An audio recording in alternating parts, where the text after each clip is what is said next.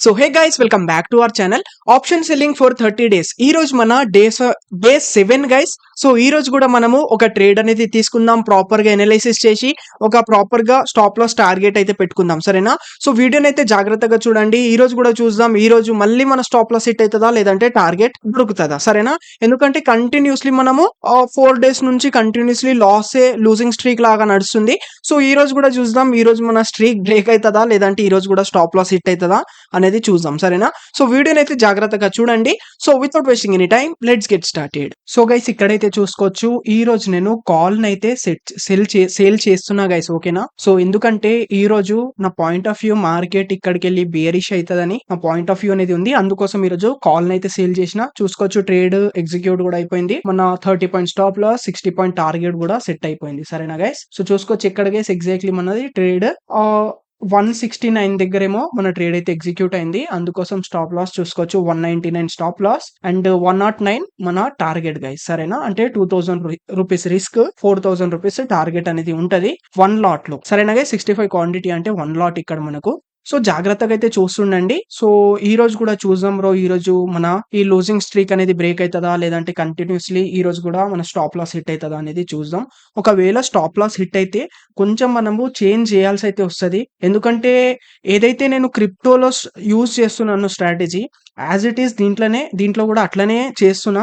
But దీంట్లో అంత మంచిగా వర్క్ అయితే లేదు, క్రిప్టోలో వర్క్ అయినంత క్రిప్టోలో ఏ విధంగా అయితే వర్క్ అవుతుందో అలా, సరేనా? క్రిప్టో మీరు డే 3 వీడియో చూడకపోతే చూడండి, చాలా మంచిగా దాంట్లో టార్గెట్ అనేది దొరికింది. డే 1 లో టార్గెట్, డే 3 లో కూడా టార్గెట్, డే 2 లో స్టాప్ లాస్ హిట్ అయింది. బట్ అయినా సరే చాలా మంచిగా మనం దాంట్లో ప్రాఫిట్లు అయితే నడుస్తున్నాం అన్నట్టు. క్రిప్టోలో ఏదైతే ప్రాఫిట్ అంటే ఏదైతే వర్కౌట్ అవుతుందో మనకి నిఫ్టీలో అయితే అయితలేదు. ఎందుకు అయితలేదు అంటే గైస్ ఇక్కడ గ్యాప్ అప్ గ్యాప్ డౌన్స్ అనేవి అవుతాయి కదా. సో దీంతో ఏంటంటే కొంచెము ఎనలైసిస్ చేయడంలో ఇబ్బంది అవుతుంది. చూద్దాం, ఈ రోజు స్టాప్ లాస్ హిట్ అయింది అనుకోండి, సో చూసి నేను కొంచెం చేంజెస్ అయితే చేయాల్సి వస్తుంది ఎట్లయినా, సరేనా? సో జాగ్రత్తగా అయితే చూడండి. స్టాప్ లాస్ హిట్ అయినా మనం చూద్దాం, టార్గెట్ హిట్ అయినా టార్గెట్ తీసుకొని బయటికి అయితే వచ్చేద్దాం, సరేనా? జాగ్రత్తగా చూస్తుండండి గైస్.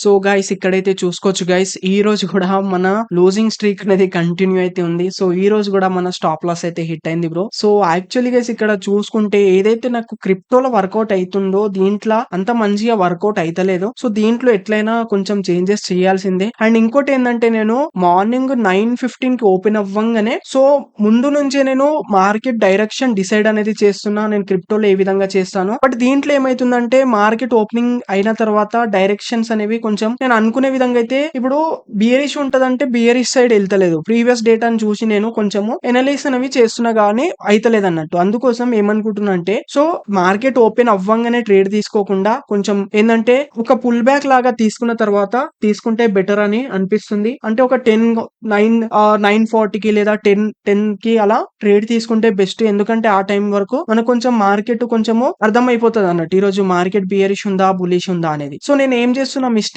క్రిప్టో దీంట్లో నిఫ్టీలా ఏం చేస్తున్నా అంటే గైస్, మార్కెట్ ఓపెన్ అవ్వంగానే కొంచెం ఒక 2-3 క్యాండిల్స్ చూసి నేను ఎంట్రీ ప్లాన్ చేసేస్తున్నా ప్రీవియస్ డేటాని చూసి. బట్ అది వర్కౌట్ అయితలేదు దీంట్లో. మనకు క్రిప్టోలో ఎందుకు వర్కౌట్ అవుతుంది అంటే దాంట్లో గ్యాప్ అప్స్ గ్యాప్ డౌన్స్ ఉంటాయి, కంటిన్యూ మార్కెట్ నడుస్తూనే ఉంటది అన్నట్టు, ఓకేనా? సో అది మనకు దీంట్లో వర్కౌట్ అయితలే, అందుకోసం చేంజెస్ అయితే చేయాలి. బట్ ఇప్పుడు స్టాప్ లాస్ హిట్ అయింది కదా అని మళ్ళీ రివెంజ్ ట్రేడింగ్ అనేది అస్సలు చేయొద్దు గైస్. మీరు 1 డేలో ఒకటే ట్రేడ్ తీసుకోండి, ఒక ట్రేడ్ స్టాప్ లాస్ హిట్ అయినా టార్గెట్ హిట్ అయినా ఇంకా క్లోజ్ చేసేయండి, దట్స్ ఇట్. ఇంకా ఎందుకంటే ఎందుకంటే ఇప్పుడు స్టాప్ లాస్ హిట్ అయింది అనుకోండి, నేను మళ్ళీ ఇంకొక ట్రేడ్ ఎట్లా తీసుకుంటా అంటే సబ్ కాన్షియస్లీ ఒక రివెంజ్ లాగా వెళ్ళిపోతుంది అన్నట్టు. ఇప్పుడు లాస్ అయినా కదా, ఈ లాస్ ని రికవర్ చేయాలి అనే మనం ఇలాంటి ఫేస్ లో వెళ్ళిపోతాం. దాంతో ఇంకా లాస్ చేసుకొని కూర్చుంటాం. అందుకోసం వన్ డే లో ఒకటే ట్రేడ్ చేయండి మీరు కూడా, సరేనా? అండ్ నేను మీకు ప్రతి ఒక్కటి చూపిస్తున్నా గైస్. స్టాప్ లాస్ హిట్ అయినా చూపిస్తున్నా, టార్గెట్ హిట్ అయినా చూపిస్తున్నా. కంటిన్యూస్లీ మనకు ఎంత డే 5 డేస్ మనకు కంటిన్యూస్లీ స్టాప్ లాసెస్ హిట్ అయినాయి. అయినా సరే కంటిన్యూస్లీ మీకు చూపిస్తూనే ఉన్నా అన్నట్టు. ఓకేనా? దీంతో మీకు కూడా అర్థమవుతుంది. సో అందుకోసం